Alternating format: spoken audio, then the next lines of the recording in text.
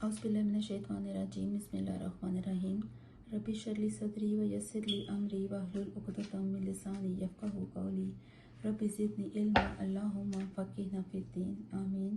Rabbi humbly हुक्मन वल्हिक़नी बिस्सालिहीन वजअलनी लिसाना सिद्क़िन fill आख़िरीन वजअलनी मिन वरसाति जन्नतिन name. अस्सलामु अलैकुम, आप सब कैसी हैं? आज हम इंशाअल्लाह ताला आगाज़ करेंगे सूरह बकरा की आयत नंबर 13 का। देखिए, हमने पहले लेसन में पढ़ा था, 3 ग्रोहों के बारे में पढ़ा था, ठीक है। एक तो थे मोमिन जो दिल और अपने अमाल से मुसलमान थे, और हमने मोमिन की 3 निशानियां पढ़ी थी। वो क्या थी? एक तो थी कि वो गैब पर ईमान लाते हैं, दूसरी थी वो नमाज कायम करते हैं, और तीसरी थी कि वो ज़रूरतमंदों पर खर्च करते हैं। वो रिस्क जो हमने इनको दिया है उसमें से खर्च करते हैं। दूसरे जो थे वो कफ़ार थे, जो दिल और ज़बान और अमाल से इनकारी थे। कफ़ार का मतलब जो है लफ्ज़ जो है ना, ये देखें कुफर से निकला है, जिसका मतलब है इनकार करने वाला। और तीसरे जो थे वो मुनाफिकीन थे। तीसरा ग्रोह मुनाफिकीन का था, जो दिल से तो आप सल्लल्लाहु अलैहि वसल्लम की रिसालत का इनकार करते थे, मगर इनके अमाल जो थे ना वो बिल्कुल मुसलमानों की तरह थे। और ये क्या करते थे, ये मस्जिदों में पहले ही आके बैठ जाया करते थे और बहुत ज़ाहिर करते थे कि ये नमाज बड़े शौक़ से पढ़ते हैं, हालांकि इनके दिल में जो था ना वो ईमान नहीं आया था अभी तक।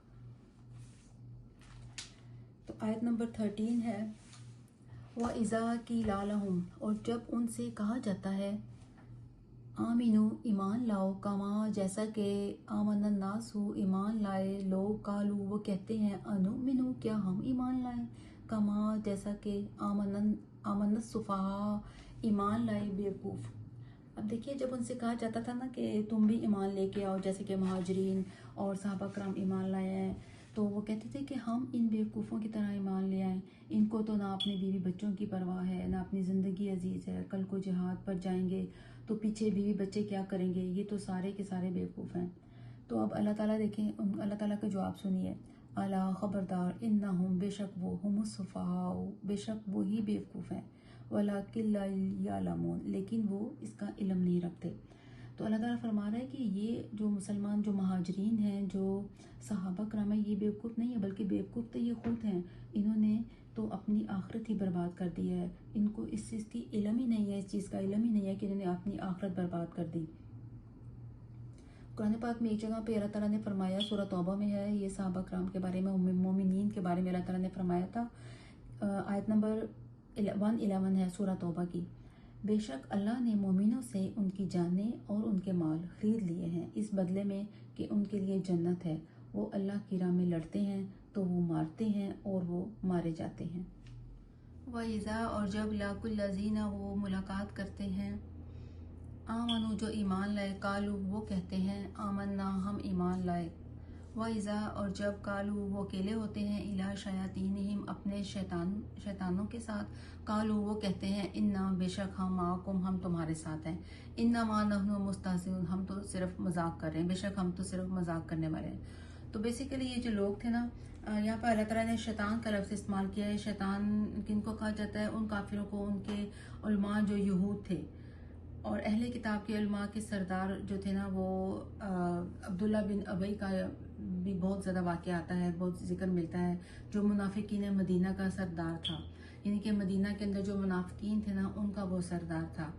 तो यहाँ पर अल्लाह ताला फरमा रहा है कि जब इनसे कहा जाता है ना कि तुम ईमान लेके आओ, तो कहते हैं कि हाँ हम तो मुसलमान हैं, हम तो ईमान लेके आए, हम तो आपके साथ हैं। लेकिन जब ये अपने मुनाफिकीन लोगों के साथ, जब अपने बाकी यहूदियों के पास जाते थे, उनके पास जाते थे, तो कहते थे कि नहीं हम तो आपके साथ हैं, हम तो मुसलमानों के साथ, तो हम सिर्फ मजाक कर रहे हैं। तो यहाँ पे अल्लाह ताला ने जिक्र किया, एक और आयत में अल्लाह ताला ने जिक्र किया, सूरह निसा में है कि ये इस तरह के लोग हैं, ये ना इधर के हैं और ना ये उधर के हैं। अल्लाहु यस्तहज़िउ, अल्लाह ताला मजाक उड़ाता है, बिहिम इनका, व युमुद्दुहुम, और वो ढील दे रहा है इन्हें, फी तुग़यानिहिम उनकी सरकशी में, यामहून वो भटकते फिरते हैं। तो यहाँ पर अल्लाह ताला जो उनके मजाक का बदला इस तरह दे रहा है कि उनके मजाक का रुख अल्लाह ताला जो है वो उन्हीं की तरफ कर रहा है, और उनकी रस्सी को अल्लाह ताला ने दराज कर दिया है, और वो इसी गुमराही में भटकते फिरेंगे। और ये अल्लाह ताला की तरफ से एक मोहलत है जो कि अल्लाह ताला नाफरमानों को देता है, ताकि आखिरत में इनके ऊपर सख्त अजाब हो। اولئک الذین اشتروا الضلالۃ بالہدیٰ، یہی وہ لوگ ہیں جنہوں نے خرید لی گمراہی ہدایت کے بدلے. فما ربحت تجارتہم، تو نہ فائدہ مند ہوئی تجارت ان کی. وما کانوا مہتدین، اور نہ ہی یہ لوگ ہدایت پانے والے ہیں. یہاں پہ اللہ تعالیٰ فرما رہا ہے یہ وہ بدبخت لوگ ہیں جنہوں نے ہدایت کے بدلے گمراہی خریدی. ان کے پاس آپشن تھی، ان کے پاس آپ صلی اللہ علیہ وآلہ وسلم سامنے تھے، ان کے وحی آتی تھی.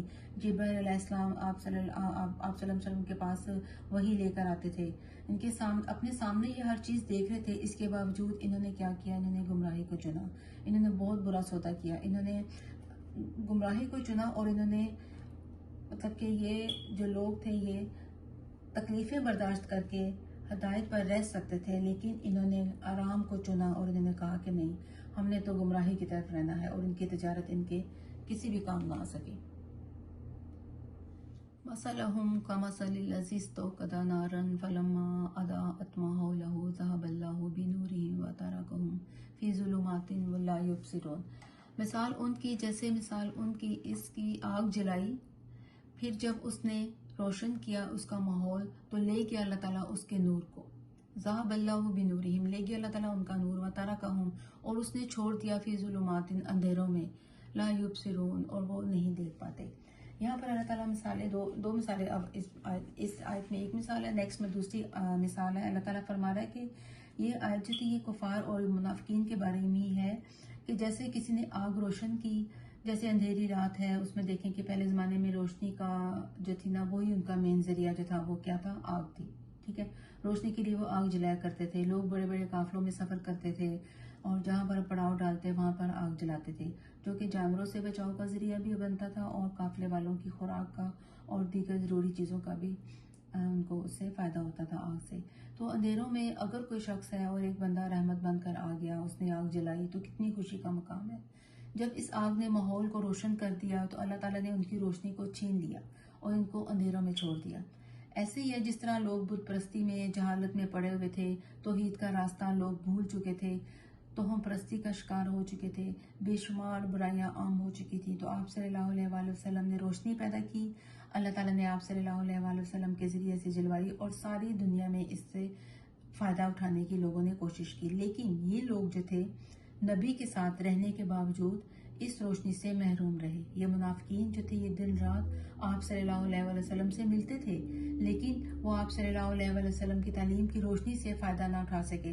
تو یہ مثال ہر اس شخص کے لیے ہے جس کے پاس اسلام کی تعلیمات تو پہنچی ہوں لیکن یہ لوگ عمل نہ کر رہے ہوں. ٹھیک ہے، سمن بہرے ہیں، بکمن گونگے ہیں، امیون اندھے ہیں، فاہم پس وہ لا یرجعون، وہ نہیں لوٹنے والے. سمن یہ کون سے لوگ تھے؟ دیکھیں، سمن بکمن امیون، یہ ابو جہل تھے، ابو لہب، الولید بن مغیرہ، یہ سب کے سب جو تھے وہ ابھی زندہ تھے. وہ آپ صلی اللہ علیہ وسلم کے سامنے آیات نازل ہوتی دیکھتے تھے. تو یہ لوگ جو تھے یہ سب کچھ اپنے سامنے دیکھ رہے ہیں، لیکن ان کے باوجود یہ بہرے ہیں. کس بات سے بہرے ہیں؟ حق بات سے بہرے ہیں. بکمن ہر چیز بول سکتے ہیں لیکن حق بات نہیں بول سکتے. امیون سب کچھ نظر آ رہا ہے مگر ان کو سیدھا راستہ نظر نہیں آ رہا. تو سیدھے راستے کے معاملے میں بھی بہرے ہیں، گونگے ہیں اور اندھے بھی ہیں. لا یرجعون، یہ واپس سیدھے راستے پر لوٹ کر نہیں آنے والے. یکاد البرق یخطف ابصارهم کلما اضاء لهم مشوا فیہ، قریب ہے کہ بجلی کی چمک اچک لے نگاہیں ان کی، جب کبھی وہ روشنی کرتی ہیں ان کے لیے وہ چل پڑتے ہیں اس میں، اور جب وہ اندھیرا کرتی ہیں ان پر تو وہ کھڑے ہو جاتے ہیں. تو یہاں پہ ہے کہ اللہ تعالیٰ فرما رہا ہے کہ ان کی قریب ہے کہ بجلی جو ہے ان کی نگاہوں کو اچک لے، اور پھر جب روشنی ہوئی تو وہ اس میں چل پڑتے ہیں، کچھ نظر آتا ہے دائیں بائیں، پھر جب تاریکی ہو جاتی ہے تو وہ کھڑے ہو جاتے ہیں، کھڑے کے کھڑے رہ جاتے ہیں. یہ نقشہ ہے کہ ان کا کہ ایک طرف تو بارش ہو رہی ہے، قرآن پاک آسمان سے نازل ہو رہا ہے، کتاب مبارک اتر رہی ہے، لیکن اس کے ساتھ ساتھ کڑک ہے، مشکلیں ہیں، تکلیفیں ہیں، مقابلہ ہے کفر کی طرف سے، اور دھمکیاں بھی ہیں، اندیشے ہیں، خطرات ہیں، آزمائشیں ہیں. ذرا کچھ حالات بہتر ہوتے ہیں تو تھوڑا سا وہ کہتے ہیں کہ ہم بھی مسلمان ہیں، چلے کوئی خاص موقع نہیں ہے، جنگ کے لیے نہیں جانا، جہاد کے لیے نہیں جانا، ہم بھی اپنے ایمان کا اظہار کرتے. کافر جو منافقین تھے نا وہ اپنے ایمان کا اظہار بھی بہت کرتے تھے، جس طرح آپ کو میں نے پہلے بتایا نا کہ وہ مسجدوں میں سب سے پہلے جا کے بیٹھ جایا کرتے تھے نماز کے لیے، تو یہاں پہ بھی کہہ رہے ہیں کہ جب ان کو موقع ملتا ہے کہ وہ اپنی مسلمانی دکھائیں کہ ہم مسلمان ہیں، تو وہ اپنا اظہار کرنا شروع کر دیتے تھے، لیکن جیسے ہی کوئی مصیبت آتی تھی تو وہ ایک دم کھڑے ہو جاتے تھے، وہ ٹھٹک جاتے تھے۔ تو یہاں پہ اللہ تعالیٰ فرما رہا ہے کہ وَلَوْ شَاءَ اللَّهُ لَذَهَبَ بِسَمْعِهِمْ وَأَبْصَارِهِمْ، کہ اگر اللہ تعالیٰ چاہتا تو ان کی سماعت کو، ان کی بصارت کو بھی لے جائے، لیکن اللہ تعالیٰ کا قانون ہے کہ تم جو کرنا چاہتے ہو وہ تم کرو۔ اگر ثابت قدم رہنا ہے تو ثابت قدم رہو، اللہ تعالیٰ جو ہے وہ آپ کی منزل آسان کرے گا۔ اگر تم تعصب اور تکبر کی وجہ سے کفر کا راستہ اختیار کرنا چاہتے ہو تو اللہ تعالیٰ اس کو تمہارے لیے کھول دے گا۔ اگر تم بیچ میں لٹکنا چاہتے ہو، نہ ادھر کے نہ ادھر کے، تو اللہ تعالیٰ جبراً کسی کو حق پر لانے کے لیے کبھی اس کو باغی نہیں بنائے گا۔ تو کیونکہ اگر جبر ہوگا تو پھر امتحان کا تو معاملہ بالکل ہی ختم ہو گیا، جزا و سزا کا فیصلہ کیسے ہوگا؟ اللہ تعالیٰ جو ہے وہ ہر چیز کے اوپر قادر ہے۔ تو یہاں بتایا گیا ہے کہ جب ان کے اوپر بجلی جو ہے وہ چمکتی ہے تو یہ ان کو تھوڑی سی روشنی ہوتی ہے تو یہ ایک دم آگے چلنا شروع کر دیتے ہیں۔ پھر بجلی اتنی زیادہ چمکتی ہے کہ یہ اپنی ہاتھوں کی انگلیوں کے ساتھ اپنے کانوں میں اپنی انگلیاں جو وہ ڈال لیتے ہیں، اس خوف سے کہ اتنی کڑک ہے، اتنی زیادہ روشنی، اتنی زیادہ آواز ہے کہ اس کی وجہ سے وہ کہتے ہیں کہ ہم انہیں اپنی موت کا خطرہ ہو جاتا ہے، وہ سمجھتے ہیں کہ ہم کہیں مر نہ جائیں۔ تو جس طرح اس جنگل میں کھڑا ہوا آدمی نہ اس کو سیدھا راستہ ملتا ہے قیامت تک، اور وہ خوف کے ساتھ ہی ہوگا، ہر وقت پریشان ہی رہے گا، تو اللہ تعالیٰ فرماتا ہے کہ یہ جو درمیان میں لٹکے ہوئے لوگ ہیں نا، یہ نہ ادھر کے رہتے ہیں اور نہ ادھر کے رہیں گے، ان کی ساری زندگی ان کی حالت جو ہے یہ ایسی ہی رہے گی۔